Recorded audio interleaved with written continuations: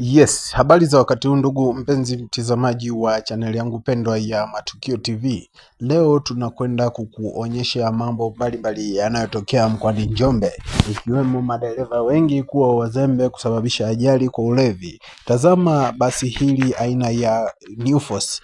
Basi kampuni ya New Force imepata ajali leo majira ya saa 12 kamili asubuhi, ikiwa inatokea mkoani Njombe kuelekea jijini Dar es Salaam.